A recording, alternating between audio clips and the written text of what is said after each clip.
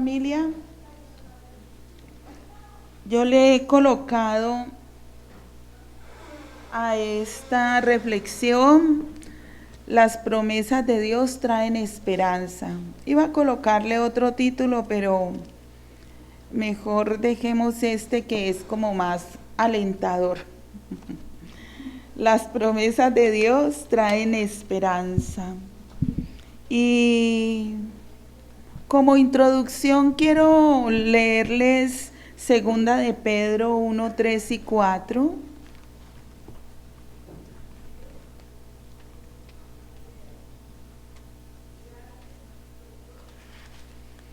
Segunda de Pedro 1, 3 y 4 dice en esta versión, la palabra de Dios para todos. Dios nos da todo.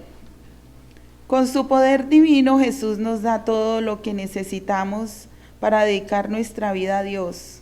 Todo lo tenemos porque lo conocemos a Él, quien nos llamó por su gloria y excelencia.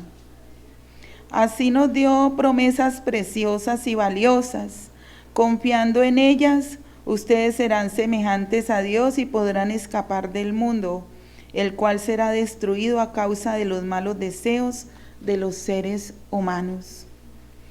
Como les voy a hablar acerca de las promesas que traen esperanza, quise darles como introducción eso porque Dios nos ha dado divinas, grandiosas promesas, preciosas y grandísimas promesas de las cuales debemos apropiarnos. Nosotros los seres humanos tendemos generalmente a siempre estar recibiendo, ¿no? A tender la mano para que nos den. Es la naturaleza nuestra, la naturaleza caída. El ser humano lo tenía todo en el huerto del Edén. Tenía a Dios mismo, de una manera presencial podía verlo. Pero cuando le entregó el señorío de su vida al diablo, lo que hizo el hombre fue carecer ya de ese Dios quien le había dado todo. ¿Por qué? Porque Dios mismo lo apartó de él. El Señor no puede vivir con la maldad. Dios es santo. Y cuando el hombre pecó, el hombre no podía ya ver a Dios como antes lo veía. Y por eso Dios Padre lo expulsó del huerto del Edén. ¿Cómo podría el hombre volver nuevamente a Dios? ¿Cómo podría? Si no había quien satisfaciera la demanda de la justicia de Dios, porque la paga del pecado es muerte. No había nadie. El hombre todo estaba corrompido. Entonces, ¿quién podía hacerlo? Dios mismo. Dios mismo. Y ahí la promesa. Cuando el Señor da el castigo a Adán, cuando él da el castigo a Eva, cuando da el castigo a la serpiente, Él da una promesa.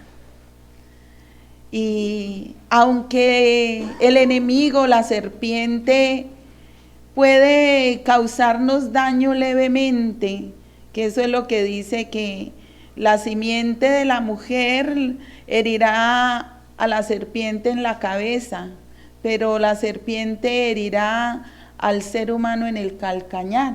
El calcañar es esta parte de atrás del tobillo nuestro, y pues ustedes saben que esa es una parte dura, y si una serpiente muerde ahí, pues le cuesta trabajo inocular su veneno.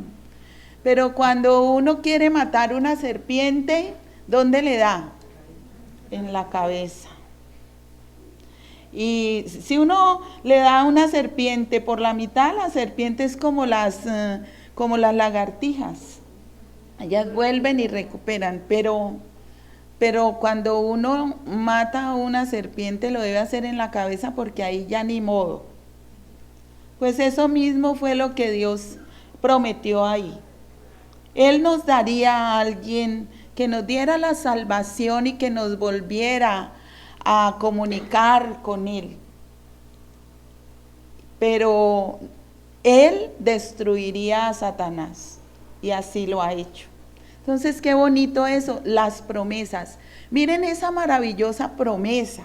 Y de ahí en adelante, todas las promesas que hay en la Biblia son para nosotros, sus hijos, los hijos de Dios. Porque cuando nosotros nuevamente recibimos al Señor, porque recuerden, el ser humano le dio a Satanás el señorío de su vida, al creerle más a él que a Dios. Entonces, ¿quién era el rey de su vida? Satanás. Satanás es el príncipe de este mundo. Pero cuando nosotros nuevamente somos conscientes de que necesitamos al Creador, al Padre, e invitamos a Jesucristo como nuestro Señor y Salvador, somos hijos de Dios. Cuando pecó dejó de ser hijo de Dios, se volvió simplemente una criatura. Pero cuando lo recibe nuevamente como Señor y Salvador, pasa a ser hijo adoptivo. Por eso es que el Señor dice en muchas partes que Él es nuestro Padre adoptivo. Nos vuelve a adoptar. ¿Entendemos hasta ahí? Bueno, son promesas maravillosas que nos dan esperanza. Si ustedes recibieron genuinamente al Señor Jesucristo como su Señor y Salvador, ¿qué va a pasar? ¿Qué ha pasado?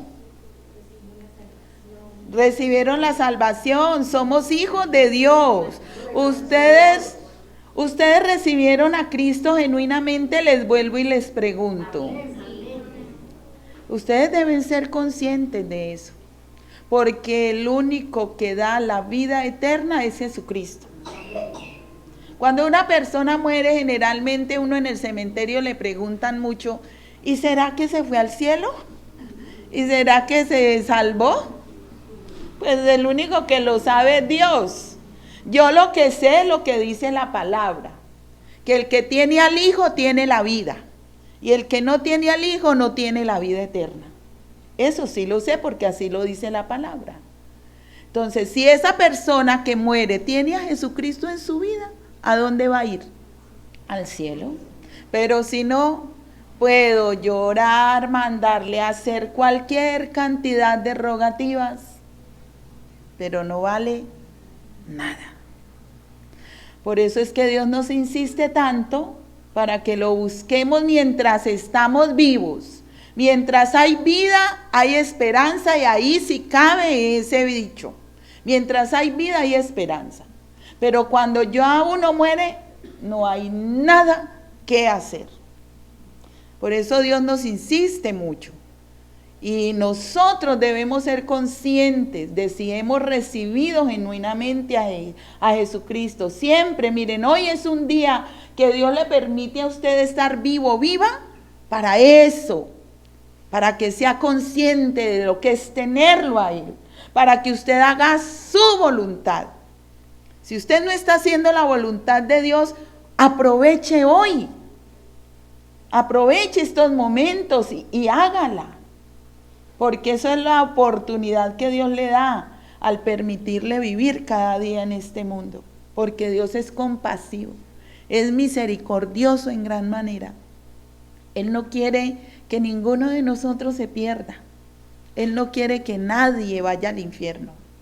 Y por eso es que hace todo esto con nosotros, por amor a nosotros. Teniendo esto en cuenta, entonces ahora sí vamos a Hebreos, por favor. Hebreos 6.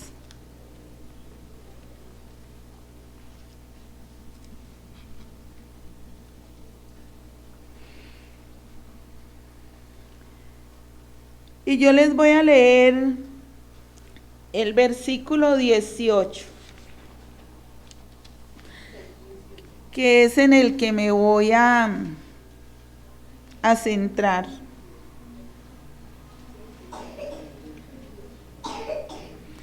En Hebreos 6:18 dice así: así que Dios ha hecho ambas cosas, la promesa y el juramento, Estas dos cosas no pueden cambiar porque es imposible que Dios mienta. Por lo tanto, los que hemos acudido a Él en busca de refugio, podemos estar bien confiados, aferrándonos a la esperanza que está delante de nosotros. Las promesas de Dios nos traen esperanza. Y vamos al 13 para ir desglosando todo lo que Dios quiere decirnos hoy. Por ejemplo, estaba la promesa que Dios le hizo a Abraham. Como no existía nadie superior a Dios por quien jurar, Dios juró por su propio nombre, diciendo: ciertamente te bendeciré y multiplicaré tu descendencia hasta que sea incontable. Entonces Abraham esperó con paciencia y recibió lo que Dios le había prometido. Ahora bien, cuando las personas hacen un juramento, invocan a alguien superior a ellas para obligarse a cumplirlo. Y no cabe ninguna duda de que ese juramento conlleva una obligación. ¿Se acuerdan que nosotros generalmente cuando estábamos pequeños jurábamos mucho? Y uno hacía así: te lo juro por Dios, te lo juro por mi mamá, que es lo que más quiero, te lo juro. ¿Por qué uno hacía eso? Porque uno consideraba que la palabra de uno no era suficiente. Entonces, si uno juraba por una persona superior a uno, por alguien superior a uno, uno creía que la persona le iba a hacer caso. ¿O no? Uno juraba por alguien superior. Pues eso es lo que dice la palabra del Señor. Miren tan maravilloso Dios. Dice: ahora bien, cuando las personas hacen un juramento, invocan a alguien superior a ellas para obligarse a cumplirlo. Y no cabe ninguna duda de que ese juramento conlleva una obligación. Pues eso fue lo que hizo Dios. Dios no tenía más superior a Él por quien jurar y comprometerse con ese hombre a quien Él le había dicho que lo iba a bendecir. Pues juró por Él mismo. Prometió por Él mismo. ¿No les parece maravilloso lo que Dios hace? Y con un hombre mortal, descendiente de pecadores, pecador igualmente. Y hacer esa promesa por Él mismo. ¿Y cuál fue la promesa que le hizo a Abraham? ¿Cuál fue la promesa? Por favor, leámosla. Dice en el 14: ciertamente te bendeciré y multiplicaré tu descendencia hasta que sea incontable. Él juró por sí mismo. En esta versión dice acá, en el 14, Dios dijo: verdaderamente te bendeciré y te daré muchos descendientes. En el 15 dice: Abraham esperó con paciencia que eso se cumpliera y recibió lo prometido. Dios cumple lo que promete, porque Dios no es hombre para que mienta, ni hijo de hombre para que se arrepienta. Dios siempre cumplirá lo que promete.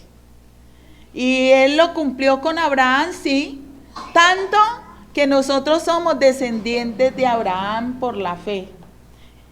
Nosotros antiguamente cantábamos una canción, no la hemos vuelto a cantar, que se llama Padre Abraham. Padre Abraham tiene hijos, muchos hijos tiene el Padre Abraham. Yo soy uno, tú también, entonces alabemos al Señor. Él es nuestro Padre en la fe, porque Él fue el primero que tuvo fe en un Dios al que no conocía. Recuerden que Abraham salió de un pueblo que era politeísta, que creía en muchos dioses. Abraham salió del pueblo, Abraham era, ve, ¿por qué se me fue? Él era caldeo. Él salió de los caldeos y los caldeos eran politeístas. Y un día Dios se le apareció a él y le dijo que saliera de su tierra y de su parentela, que dejara a su familia. Y se fue a un lugar que dijo Dios que le iba a mostrar luego. Y Abraham era muy rico. Él no necesitaba nada.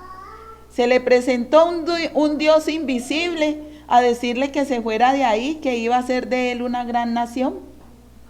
Y él le creyó. Y aún creyendo en esperanza contra esperanza, recibió lo que había Dios prometido, que le multiplicaría. Porque él le dijo, mira las estrellas del cielo, mira la arena del mar, así va a ser tu descendencia. ¿Usted puede contar las estrellas del cielo? ¿Usted puede contar toda la arena que hay en el mar, en las playas? No. Pues así es la descendencia de Abraham, porque le creyó a Dios. Ahora mi pregunta es, ¿usted le cree a Dios? ¿Le creemos a Dios? ¿Usted le cree a Dios? ¿O vive dudando de lo que Dios le dice? Bueno, esperemos que sea cierto. Abraham recibió de parte de Dios una promesa y un juramento que se cumplió al pie de la letra. Dios cumplirá lo que te ha prometido, porque Él no es hombre para que mienta, ni hijo de hombre para que se arrepienta. Así dice Números 23:19 y Hebreos 6:18, que ya lo leímos. Luego ahora lo volvemos a leer. Dice, sigamos en el 16. Ahora bien, cuando las personas hacen un juramento, invocan a alguien superior a ellas para obligarse a cumplirlo, y no cabe ninguna duda de que ese juramento conlleva una obligación. Dios también se comprometió mediante un juramento para que los que recibieran la promesa pudieran estar totalmente seguros de que Él jamás cambiará de parecer. Así que Dios ha hecho ambas cosas, la promesa y el juramento. Estas dos cosas no pueden cambiar, porque es imposible que Dios mienta. Así le iba a colocar yo el título a la predicación. Dos cosas imposibles para Dios. Pero no porque si alguien que oiga esto no lo entiende, va a decir, y no es que para Dios no hay nada imposible. Para Dios no hay nada imposible con respecto a lo bueno. Él todo lo bueno lo puede hacer, porque en Dios no hay absolutamente nada de maldad. Pero para la maldad, Dios sí no puede hacer, porque Él estaría en contra de sí mismo. Dios nunca podrá hacer nada, absolutamente nada malo, porque Él es Dios. Y Él es santo, Él es totalmente apartado del mal. Nosotros no. Estábamos diseñados a ser así, siempre. Diseñados para ser santos siempre, pero el hombre en su libre albedrío quiso ser malo. Ya ahí, ni modo, solo queda que Dios nos salve. Entonces, sigamos. Dios también en el 17, Dios también se comprometió mediante un juramento para que los que recibieran la promesa pudieran estar totalmente seguros de que jamás cambiará de parecer. Así que Dios ha hecho ambas cosas, la promesa y el juramento. Estas dos cosas no pueden cambiar, porque es imposible que Dios mienta. Por lo tanto, los que hemos acudido a Él en busca de refugio, podemos estar bien confiados, aferrándonos a la esperanza que está delante de nosotros. Y les voy a leer en esta versión desde el 14. Dios dijo, verdaderamente te bendeciré y te daré muchos descendientes. Abraham esperó con paciencia que eso se cumpliera y recibió lo prometido. Los seres humanos usan el nombre de alguien más grande que ellos para darle seriedad a una promesa. Al hacerlo así, afirman que lo dicho es verdad, y esto termina toda discusión entre ellos. De igual manera, Dios quería demostrar que su promesa era confiable y que la gente iba a recibir lo prometido. Dios dijo que algo sucedería y lo afirmó con una promesa. Hay dos cosas imposibles: que Dios mienta y que no cumpla lo que promete.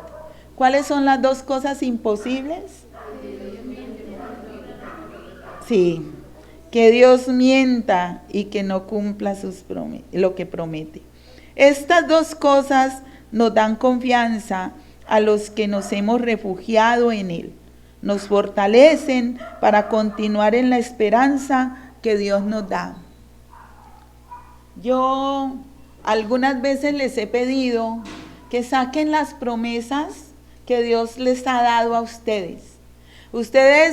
Nosotros llevamos aquí 19 años. El año próximo, en febrero, Dios mediante, vamos a cumplir 20 años de estar aquí. Todo el tiempo que hemos estado con ustedes, el 31 de diciembre, les damos promesas. O sea que si fuera por eso, y han venido regularmente los 31 de diciembre, ¿tienen cuántas promesas? 19. Y eso sin contar todas las que les dan en los cumpleaños, en el día de la mujer, el día del padre, el día de la madre. Tienen cualquier cantidad de promesas. ¿Ustedes creen que ustedes han recibido esas promesas porque sí? ¿Al azar? Porque la persona que se la dio quiso por algo. No, usted recibió esas promesas porque Dios quiere que usted las tenga, porque Él se las da. ¿Usted se está apropiando de esas promesas? ¿Las recuerda? ¿Las ha subrayado en la Biblia? ¿En su manual de vida? ¿O no se acuerda de ninguna? Porque esas promesas, si Dios se las ha dado, Él se las va a cumplir. Dios no miente. Dios no puede mentir. Es imposible que Dios mienta. Es imposible que Él no cumpla lo que promete.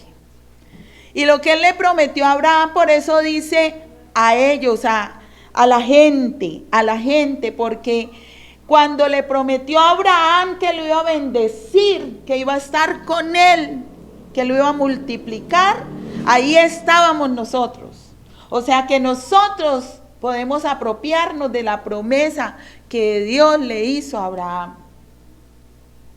porque ahí estábamos nosotros. Dice la palabra de Dios que en Abraham fueron bendecidas todas las familias de la tierra. Y qué bonita bendición. Entonces, ¿usted por qué vive quejándose de lo que no tiene? Si Dios le dijo a usted que le iba a bendecir y que le iba a multiplicar. Y a veces nosotros somos tan desagradecidos, tan mal agradecidos. Algo que me parece terrible en el ser humano es eso, la ingratitud. Porque como les decía, en nuestra naturaleza pecaminosa, nosotros siempre tenderemos la mano. Siempre, aunque tengamos mucho, y eso es parte de la avaricia que a veces el ser humano tiene. Usted puede tener la alacena llena, pero si están ofreciendo mercados gratis, lo más probable es que usted vaya a recibir un hito. Porque nosotros somos así, ambiciosos, queriendo siempre tener y tener y tener. Y si no me cree, vaya a ver cuánta ropa tiene en el closet. Vaya a ver cuántos pares de zapatos tiene. Y a la hora de vestirse, generalmente somos nosotras las mujeres. Ay, es que no tengo nada que ponerme. Nada que ponerme. Y el closet a rebotar. La ropa arrugada como la mía que estaba hoy. La saqué, me la puse. Y cuando fui a mirarme, uy, esta blusa arrugadísima.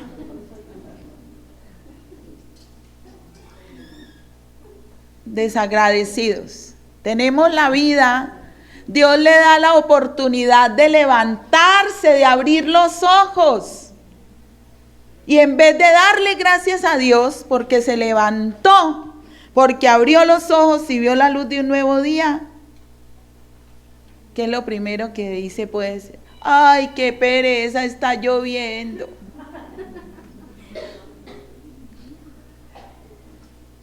Somos ingratos. Dios nos da lo que queremos, comemos, disfrutamos. ¿Cómo te pareció la comida ahí? Más o menos. Le faltó un poquito de sal, un poquito de dulce, pero nunca. Ay, estaba deliciosa. Muy ingratos, bastante ingratos. Dios nos da tantas cosas. Si nos da la lluvia, ¡ay, qué tanta llovedera! Si nos da el sol, ¡ay, qué ese sol tan caliente! Si nos hizo negros, ¡ay, que yo fuera más blanquita! Si nos hizo crespos, ¡ay, que yo fuera lacia! Las lacias, ¡ay, que yo fuera crespa! Y pobres, afortunadamente Dios es misericordioso y compasivo, porque yo ya hubiera acabado con todos. Nos tiene paciencia. Y además de paciencia nos da promesas. Pero mire cómo somos también, impacientes. Pero, ay, Señor, tú me prometiste hace años esto y no me lo has cumplido. Abraham esperó con paciencia que Dios le cumpliera lo que le había dicho y lo vio. ¿Cuántos años tenía Abraham cuando nació el hijo de la promesa? ¿Cuántos años? 100. Sara tenía 90.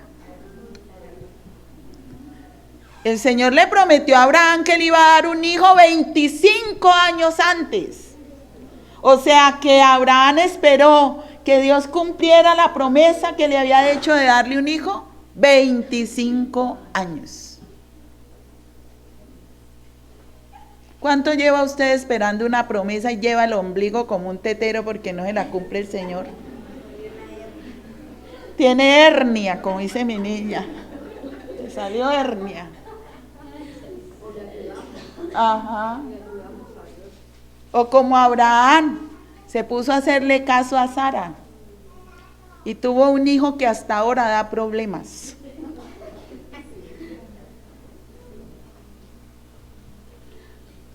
Es triste, pero es nuestra realidad.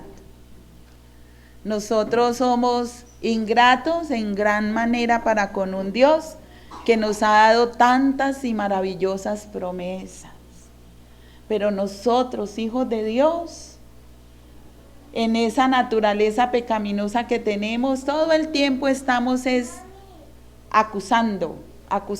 Todo el tiempo estamos en esa tónica de acusar, de señalar, de restregar, de ver. Somos semejantes a los fariseos y a los saduceos. Miren, los fariseos y los saduceos eran sectas en el tiempo del Señor. ¿Por qué andaban detrás de Jesús los saduceos y los fariseos? No porque quisieran un milagro de Dios. No porque quisieran ser transformados por ese Dios, por ese Mesías que había llegado. Porque querían hacerlo caer. A ver en qué se equivoca. Porque aquí fue y lo mandamos al papayo. ¿Recibieron eso de Dios? No, siempre recibieron amor. Regaño sí, porque el Señor era franco. ¿Qué les decía? Fariseos hipócritas, ustedes son como sepulcros blanqueados. Por fuera aparentan piedad, pero por dentro son lobos rapaces. Sucios, feos. Si Jesús había venido a predicar que el reino de los cielos se había acercado, era verdad. Si Dios a usted le dice las cosas, no es por mal. Digan, este Dios de la Biblia, ¿qué le dice a usted que haga mal? Todo el tiempo nos está diciendo que hagamos lo bueno. Entonces, ¿por qué usted busca encontrar en Dios maldad? ¿Por qué usted busca encontrar en Dios mentira? ¿Por qué usted busca encontrar en Dios falla? Siendo que usted es la criatura de Él. Es más, si usted le ha recibido genuinamente, es hijo de Él, es hija de Él. Nosotros en nuestros padres terrenales vemos muchos errores, pero a usted no le corresponde restregárselos en la cara. Porque usted es la hija, porque usted es el hijo y le merece respeto. Nosotros somos hijos de Dios, no porque a nosotros nos haya placido, sino porque a Él le plació. Y si usted es hijo, si usted es hija, lo mínimo que le merece Dios es respeto.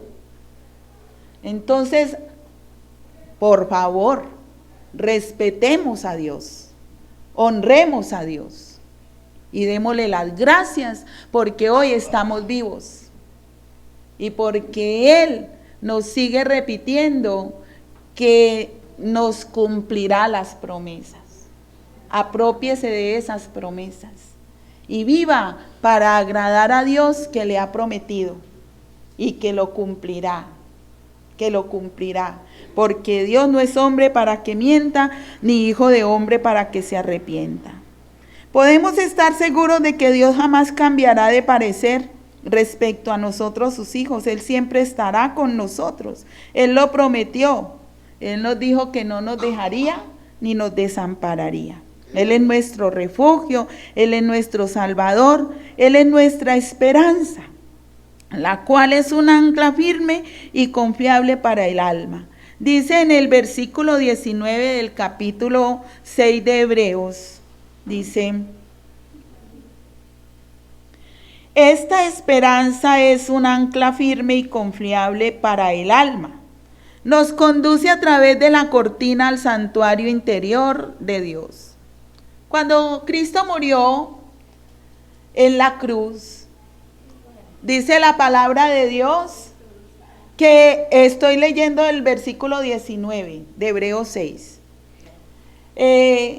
Dice que cuando Él expiró, las cortinas del templo, del santuario que dividen el lugar santo del lugar santísimo se rasgaron de arriba hacia abajo.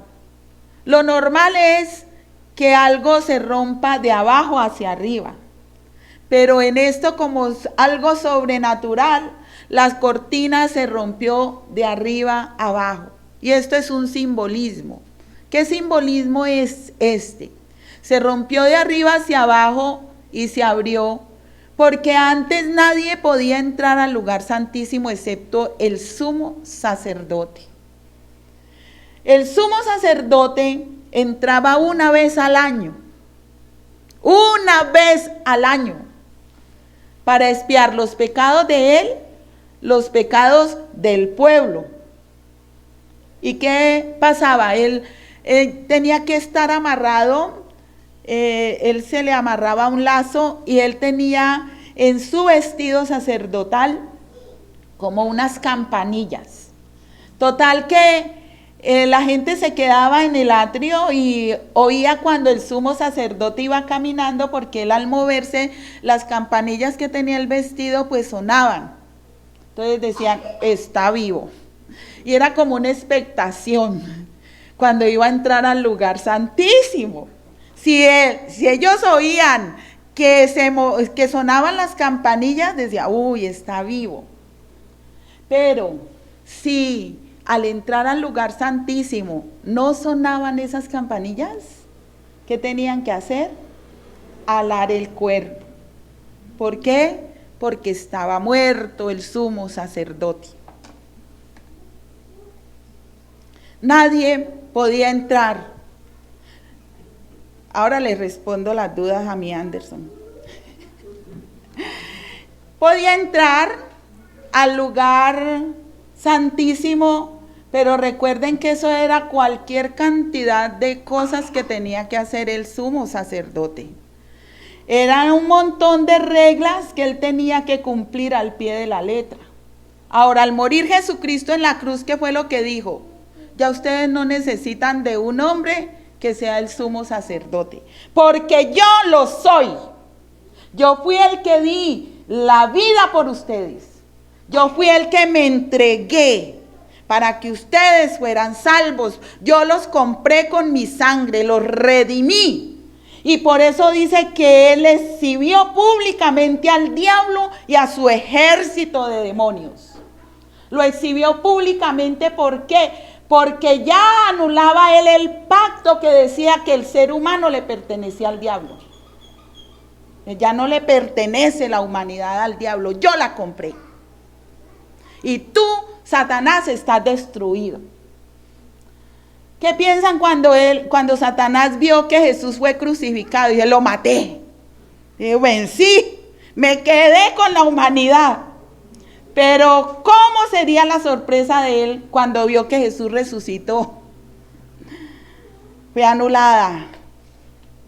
Fue anulada esa acta que decía que la humanidad le pertenecía a él. Y quedó plop, como condorito. Cuando el Señor expira y se abre se rasga esa cortina, lo que está diciendo: yo soy su sumo sacerdote ante Dios el Padre. Y por eso, como yo soy el sumo sacerdote, cuando usted me reciba como Señor y Salvador, ya no tiene quien más interceder por usted, porque yo estoy intercediendo. Y por eso está sentado, ¿a dónde?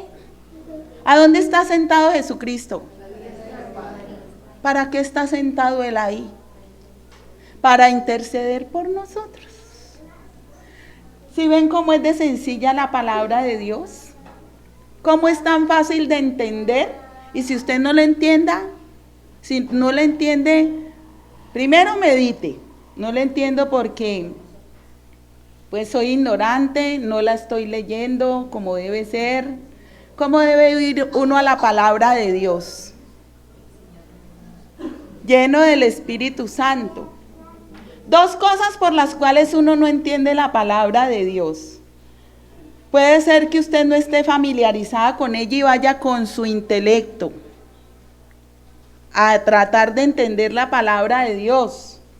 Uno tiene que ir es a través del Espíritu Santo, con el Espíritu Santo, para poderle entender. Y si usted no lo tiene, si usted no entiende la palabra de Dios, posiblemente también son las dos cosas, ¿no? Que no tenga a Jesucristo. Entonces, las cosas de Dios son imposibles entenderlas si nosotros no tenemos a Cristo en la vida. Porque cuando uno recibe a Cristo es que el Espíritu Santo viene a morar en uno. El Espíritu Santo nos guía. ¿A dónde? A la verdad. Y Él es el que nos convence de pecado, de justicia y de juicio.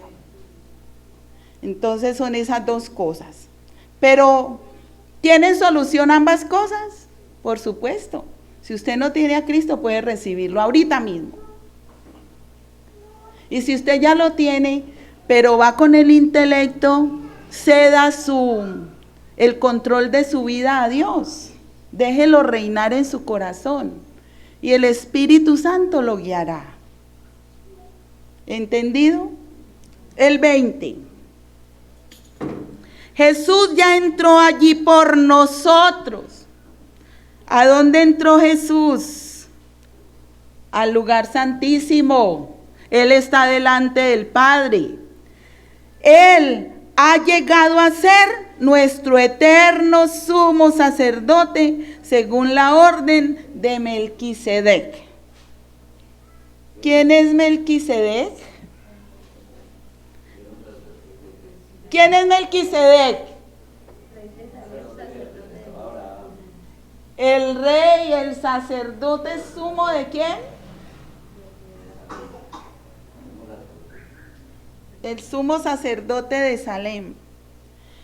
Cuando Abraham fue a rescatar 5 reyes y dentro de ellos, en uno de esos reinados estaba ¿quién? Lot, su sobrino. Él fue y rescató a todas esas personas. Y esos reyes paganos, agradecidos porque Abraham los había rescatado, quisieron darle ofrendas, quisieron darle posesiones. Recuerden que Abraham era ya súper, hiper, mega archimillonario. Entonces no necesitaba nada de nadie. Él fue a salvarlos, exclusivamente fue porque quería salvar a su sobrino Lot. Pero rescató a los demás. Él no quiso recibirles absolutamente nada. Pero sí, de lo que le dieron, ¿quiénes fueron? Sí le dieron, estoy confundida en esa parte. El total que él de todo lo que recibió, siempre le dio al sumo sacerdote ese diezmo, esa ofrenda. Entonces, que les queda de tarea porque estoy ahí confundida. No me acuerdo si él le recibió. Es que hay alguien que no quiso recibirle nada. Que le dieran a las personas que le habían acompañado. Pero él sí le dio los diezmos de sus posesiones, de las que él tenía. Gracias, mi Silvio. ¿Sí ven que es importante estudiar en el CENCAM? Los que no están en la Academia de Liderazgo pueden hacerlo. Lo hacemos los martes. Entonces, él no recibió. Les dijo que le dieran a la gente, sí. Pero de lo de él, sí le dio al sumo sacerdote, Melquisedec, que de ahí viene la línea sacerdotal espiritual. Porque recuerden que el sacerdocio Dios se lo dio a una tribu. Y en especial el sumo sacerdocio se lo dio a Aarón y a los hijos de él. Pero este sacerdocio es de otra línea espiritual. Entonces Jesucristo viene de esa línea. Melquisedec no se vuelve a nombrar jamás en la Biblia. Pero miren que Jesucristo es el gran sumo sacerdote de todos nosotros. Usted tiene libre acceso al Padre, es por Él. Tiene libre acceso a Dios Padre por Él. Nosotros somos libres, somos nacidos de nuevo por haber recibido a Cristo como Señor y Salvador. Entonces, familia, ¿qué más podemos decir sino gracias? Porque tenemos una esperanza. Usted no se desesperance porque todo está caro. Yo a veces lo hago, pero pues me toca pedirle perdón al Señor. No se desesperance porque el país está como está. La esperanza debe ser lo último que se pierde. 3 cosas en 1 Corintios 13 dice que permanecen. ¿Cuáles virtudes son? La fe, la esperanza y el amor. La fe, la esperanza y el amor. El mayor de ellos es el amor, pero no menos importante es la esperanza. Yo aquí sufro, chillo, pataleo, me duele aquí, me duele allá, no solamente el cuerpo, sino también el alma.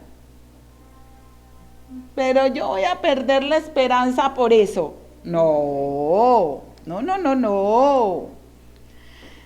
Nosotros tenemos la esperanza de un futuro en donde no va a haber llanto, donde no va a haber dolor, en donde no va a haber más enfermedad, en donde no va a haber más maldad, en donde nadie va a matar a nadie, en donde todo va a ser gozo, y aún más si le preocupan las arrugas, en donde usted no va a tener arrugas. Somos una iglesia limpia, sin mancha y sin arrugas. Abra los ojos para que no se le vea la pata de gallina. Vamos a tener una morada Usted aquí anhela una casa quinta con una piscina lujosa, con jacuzzi, con sauna. Eso le queda pequeñito al lugar donde usted va a vivir.